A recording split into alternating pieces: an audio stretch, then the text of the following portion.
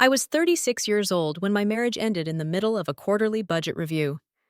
The text came in at 2:14 p.m. on a Wednesday, right as I was standing at the head of the conference table, laser pointer in hand, explaining projected expenses to my entire department. 12 people were watching me, spreadsheets reflected on the screen behind me, when my phone buzzed against the polished wood. I glanced down without thinking from my husband. "I'm moving out again. This time it's permanent. Don't call me." I stared at the message for 3 seconds, maybe 4. Long enough for my colleague to clear his throat and ask if I wanted to move on to Q4 forecasts. I typed one word. "Okay." Then I turned my phone face down, lifted my chin, and continued my presentation like nothing had happened. Here's what you need to understand. This wasn't the first time. It wasn't even the fifth. In 7 years of marriage, my husband had permanently left me more times than I could count. A dozen at least, maybe more. I stopped keeping track after the first few years because counting felt pathetic. The pattern was always identical. A disagreement, usually something small and ridiculous, would spiral into a full-blown crisis. Me working late, me not reacting enthusiastically enough to his mother's opinions, me refusing to fight my own parents over something trivial. Then came the explosion, raised voice accusations, dramatic declarations about how he was done, how he couldn't live like this anymore. Then the announcement, "I'm leaving."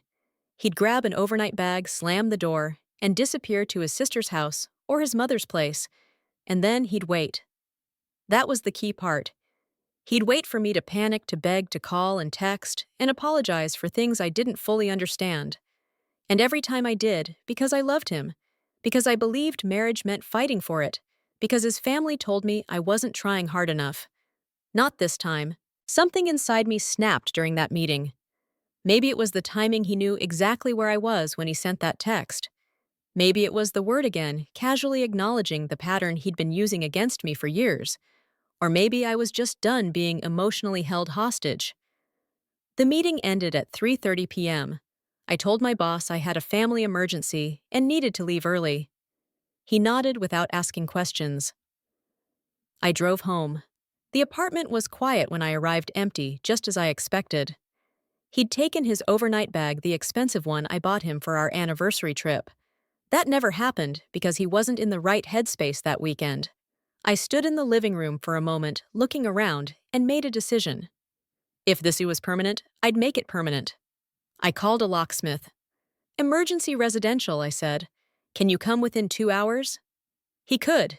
It would be $275 for rush service. Worth it. Then I started packing. Not my things, his. I was methodical, calm, focused in a way I hadn't felt in years. I started with the closet. His clothes folded neatly into suitcases, shoes bagged and labeled, belts, ties, jackets. Everything separated and organized. His watches went into a small box. Nothing valuable enough to worry about. Mostly things he'd bought impulsively and later complained about. Bathroom next.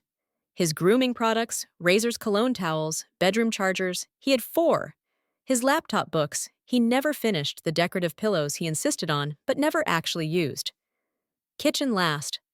His specialty coffee gear. I wasn't allowed to touch. His protein powders, his specific brand of oat milk. Each item I packed felt like removing a splinter I'd been pretending didn't hurt. The locksmith arrived at 5:45 p.m. Nice guy, professional. Didn't ask questions. New deadbolt, new knob lock, new keys. I placed the receipt on top of the stacked boxes by the door. By 6:30 p.m., everything he owned was packed, labeled, and stacked neatly in the entryway. 14 boxes, 3 suitcases, several bags. His gym mat rolled up against the wall. I ordered Thai food, sat on the couch, the one I picked out, the one he complained about for 2 years, and watched an action movie he always mocked as immature. My phone stayed silent. That was intentional. He was waiting for me to break. At 8:47 p.m., I heard keys scratching uselessly at the lock. Confusion, then knocking. "Billy!" His voice sounded annoyed.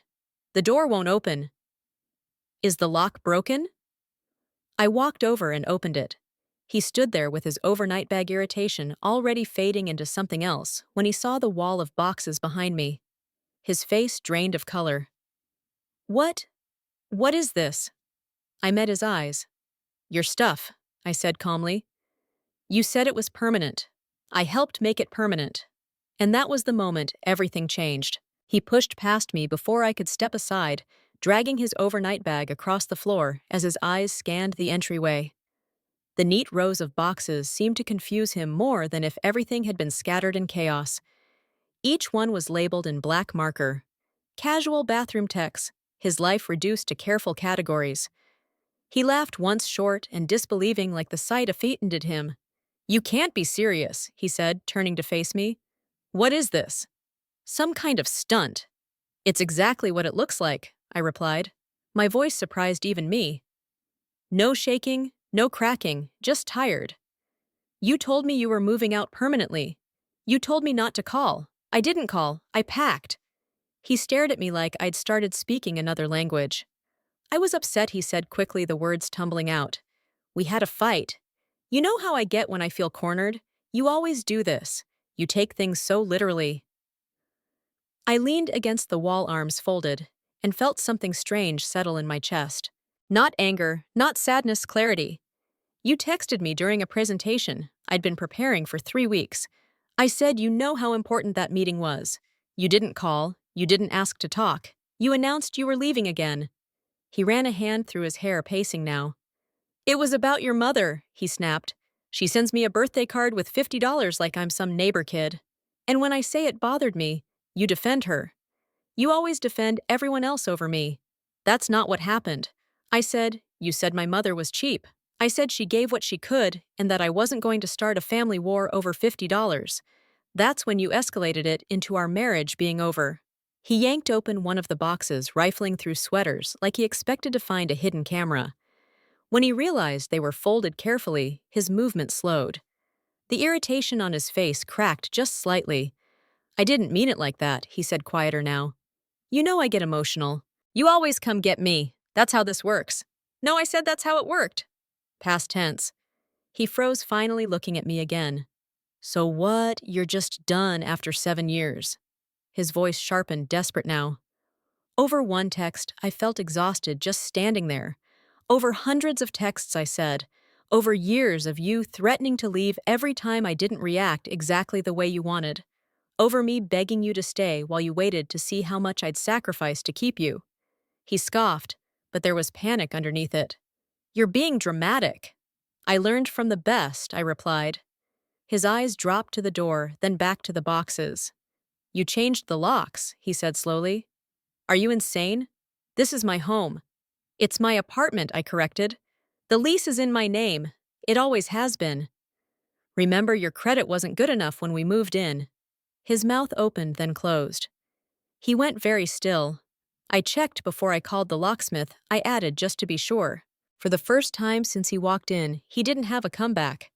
You planned this, he said finally, accusation trembling in his voice. No, I said I responded to your text. His face cycled through familiar emotions. Disbelief, anger, then tears forming right on schedule. They usually worked. They always had. I don't have anywhere to go, he said, stepping closer. I was going to my sister's, but I was coming back. I always come back. And you always take me back. Not this time.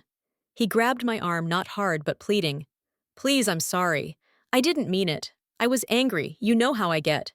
Yes, I said, gently pulling my arm free. That's the problem. We can go to counseling, he rushed. I'll change. I swear I'll do the work. I looked at him and thought about the company holiday party, the shattered phone, the screaming match at dinner when my coworker suggested separate checks. I thought about how many times I'd heard these exact words. You've said that before, I said, and nothing changed. So that's it? He demanded, anger flaring again as fear failed him. You're throwing away our marriage because I sent one text. You sent hundreds like it, I said. This is just the first time I believed you. He stood there, tears streaming, now staring at the boxes like they'd betrayed him. His entire life with me packed and labeled. I don't have anywhere, he whispered. Call your sister, I said. Call your mother. You have options, just not here. He grabbed 2 suitcases struggling with their weight and left without another word. The door closed behind him with a soft click. I expected him to come back for the boxes. He didn't. That night, I slept better than I had in months.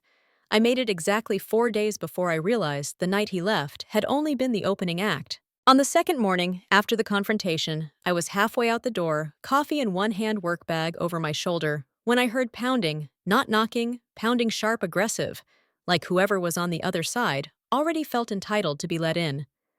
I opened the door just enough to see his older sister standing there, jaw clenched, eyes wild. "What did you do to my brother?" she demanded. "Good morning to you too," I said. She stepped forward like she was going to push past me. I blocked the doorway with my body. "He's been crying for 2 days," she snapped. "He can't eat. He can't sleep. You just threw him out like garbage. He texted me that the marriage was over," I replied. I took him at his word. Her laugh was sharp and cruel. "You know how he is. He vents. Everyone vents. You don't end a marriage because someone says something dramatic when they're emotional." "How many times has he done this?" I asked. She opened her mouth, closed it, then waved a dismissive hand. "That's just how he processes things." "You know he had a difficult childhood," I know I said, "and I spent 7 years tiptoeing around it." She leaned in closer, eyes blazing. "You're a coward! A real woman would fight for her marriage. A real woman stops fighting when she realizes she's the only one in the ring." She stormed off without another word. 20 minutes later, my phone started lighting up. Unknown numbers, text after text, his cousins, his aunt, family, friends. I'd met exactly once at holidays. The messages ranged from, "How could you?" to "You'll regret this." One simply said, "Cold-hearted bitch." Another, more creative, accused me of being a narcissist who only cared about my career. I blocked every single one. At work, it escalated. Reception called my desk around noon. "Billy, there's a woman here asking for you. She says it's urgent." I knew before I even stood up. His mother was waiting in the lobby, clutching tissues, eyes, red lips trembling like she was auditioning for a daytime drama. The moment she saw me, she gasped. She told me everything she said. How you threw his things into trash bags. How you changed the locks like a criminal. How you humiliated him. Everything was boxed and labeled, I said evenly. The trash bags were for shoes. Her eyes hardened. "He's fragile," she said. "You know that he needs extra care." With respect, I replied. "He's 34 years old, and he uses that fragility to control the people around him, including me." The softness vanished. "You're going to regret this," she said coldly. "He's going to take you for everything in the divorce." "Noted," I said. "Please leave." She refused. Security escorted her out, while she sobbed loudly enough for half the lobby to stare. HR called me into a meeting that afternoon. I explained the situation. They were sympathetic, told me to document everything, and assured me they'd handle any further disruptions. That evening, I came home to 3 voicemails from a number I didn't recognize. His cousin, apparently. He accused me of manipulation, emotional abuse, and finally showing my true colors. The narrative was forming quickly. In their version of events, I was the villain. The cold, ambitious wife who discarded her sensitive husband for daring to express feelings. They left out the repeated threats. The door slams, the waiting games. Day 3 brought a new twist. I received an email from a lawyer, not his lawyer, a family friend concerned about the treatment of a vulnerable man. The email demanded I immediately return all of his property and warned that any attempt to dispose of his belongings would result in criminal charges. I forwarded it to a college friend of mine who specialized in divorce law. His reply came 10 minutes later. "This is hilarious. They have no case. They're trying to scare you."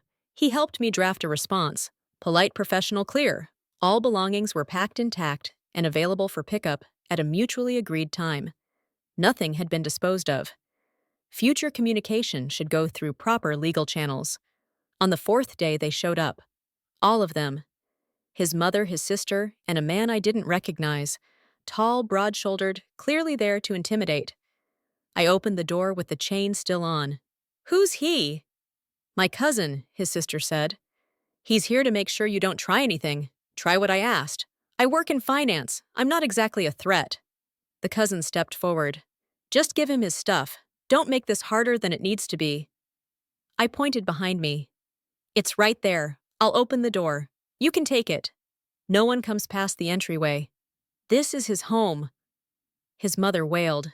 It's my apartment, I said. His name isn't on the lease or the utilities or the deposit. Want to see the paperwork?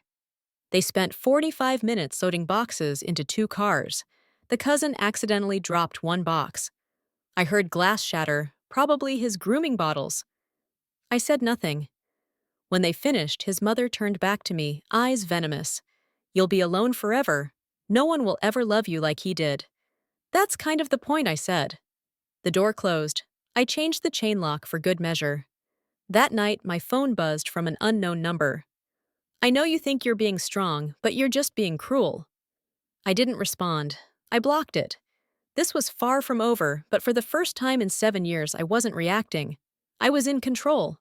2 weeks passed long enough for the apartment building to get involved. Apparently, his mother had called management, claiming I'd illegally evicted my husband. The property manager rang me, sounding confused, almost apologetic. Your husband? He asked. He's not on the lease, never has been. I confirmed it. He checked the record side and apologized for the inconvenience. Then the official paperwork arrived. He filed for divorce, not quietly, not cleanly. He came in swinging.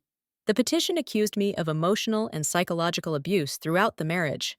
Financial abuse too, apparently paying for roughly 70% of our expenses. While he contributed emotionally qualified as exploitation, he demanded half of my 401k long-term spousal support and half the value of furniture I'd purchased before we were even married.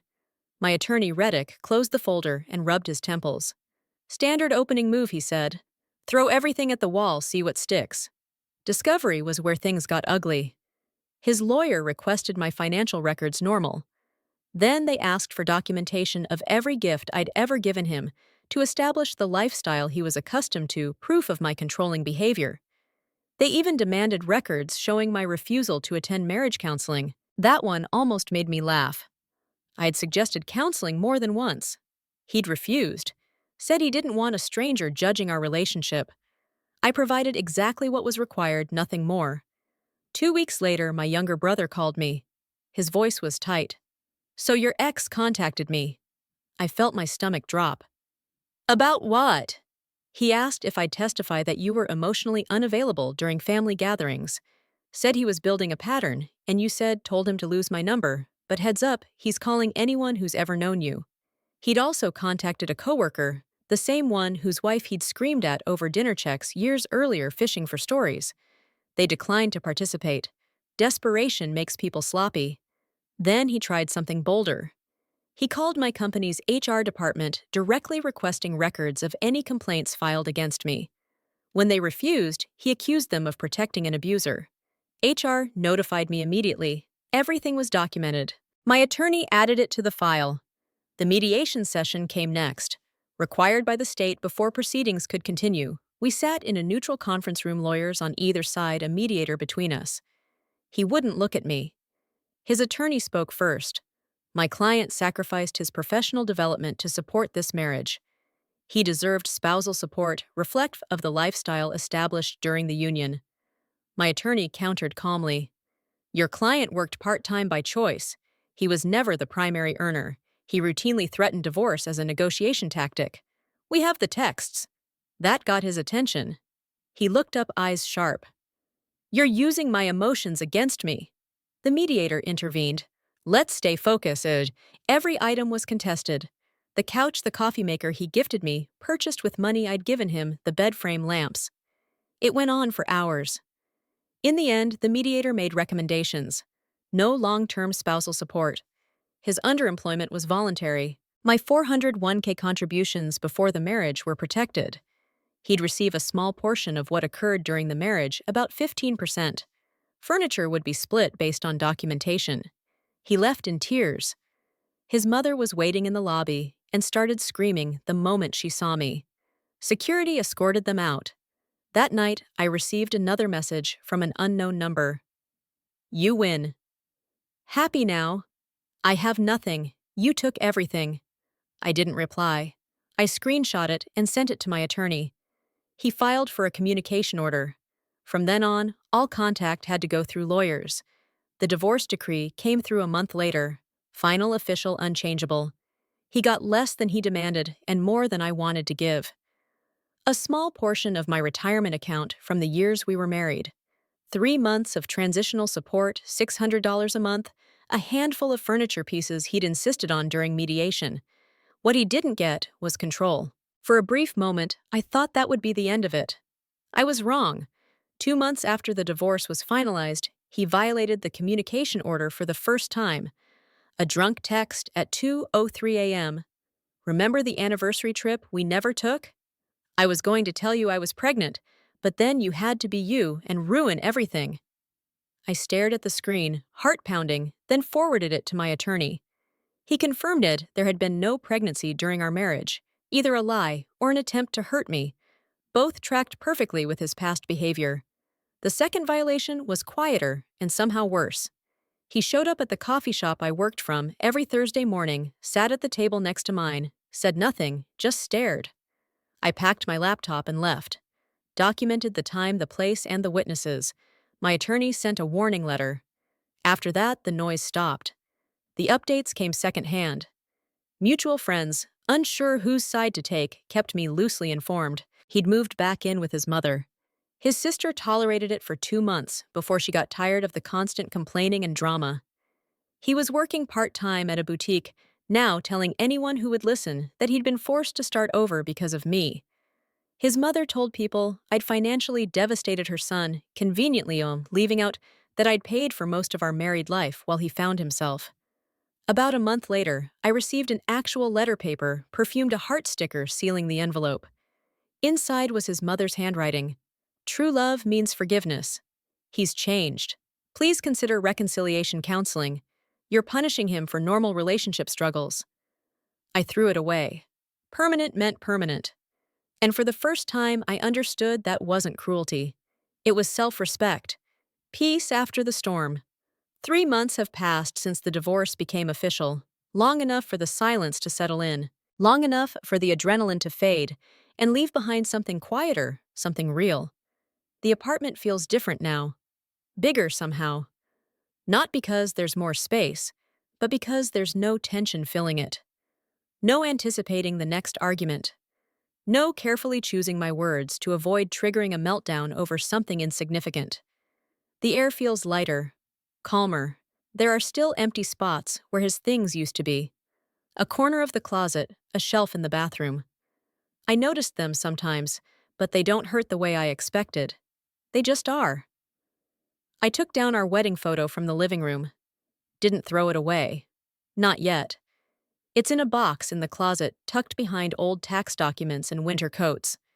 Maybe someday I'll be ready to let it go completely. Right now, it's enough that it's no longer watching me from the wall. I started therapy not because I'm broken though, maybe a little, but because I spent 7 years accepting treatment. I never should have accepted. I needed to understand why I tolerated it for so long. Why I mistook emotional volatility for passion. Why I believed that loving someone meant absorbing their damage without complaint. My therapist says I have codependent tendencies, a deep need to fix people to prove my worth by enduring. We're working on it. My friends have been solid. The ones who really knew him saw through at the narrative quickly once the divorce started. The ones who didn't took longer, but most came around when they heard the full story. A few drifted away quietly. I let them. No new relationship on the horizon. I'm not looking. I don't want to replace noise with more noise. I want to know who I am without constantly reacting to someone else's emotional weather. Financially, it hurt. Losing part of my retirement stung. The support payments, the legal fees, all of it added up. But the peace that's priceless, I'd pay it again without hesitation.